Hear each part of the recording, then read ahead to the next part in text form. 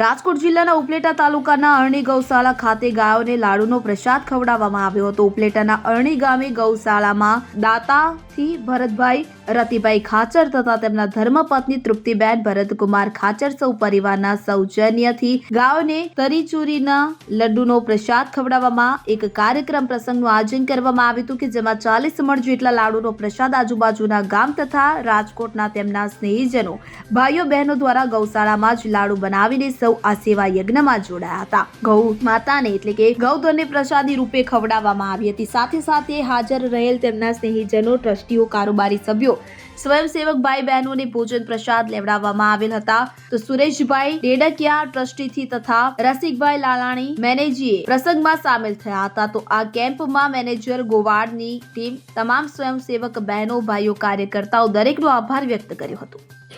હું રસિકભાઈ લાલાણી, મેનેજર શ્રી ગોકુળ ગૌસદન રાણી ઉપલેટા ઓફિસ। આ કાર્યક્રમ જે આપણે છે દિયા બરાબર લાડવાનો શું અનુસંધાને શું છે? આજે અમારા દિલર દાતા શ્રી ભરતભાઈ રતિલાલ અમને તેમના ધર્મપત્ની તૃપ્તિબેન તરફથી આ ગૌધનને લાડવાની પ્રસાદીનું આયોજન કરવામાં આવેલ છે।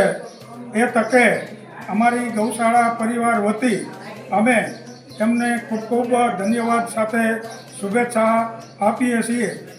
મણ લોટના કુલ 800 કિલો લાડુ ગાયોને નિરણવામાં આવશે, જેમાં ગાયોની પ્રસાદીના ભાગે વડાળીથી બહેનો ભાઈઓ, અરણીથી બહેનો ભાઈઓ, અમારા કાર્યકર મિત્રો, સ્વયંસેવકો તેમજ ઉપલેટાથી પધારેલા અમારા બહેનો, ટ્રસ્ટીશ્રીઓ સર્વેએ આ પ્રસંગે હાજરી આપી અને આ કાર્યક્રમને વધારે અને વધારે ફેલાવો થાય અને ગાયોને લાડવા માટે બીજાને પ્રેરણા મળે એવા અમારા વીકેવાળા અશોકભાઈએ પણ આની પહેલાં 65,000નું ગોકુળ ગૌસદન અરણીમાં ગાયોને લાડવામાં નિરણ કરેલ હતું અને ત્યારે પણ અરણીથી, વડાળીથી, ઉપલેટાથી આજુબાજુના ગામોને ગૌ માતાની પ્રેરણાથી બધા સેવા દેવા બહેનો, ભાઈઓ જે આવેલ છે એ બધાનો ખૂબ ખૂબ આભાર।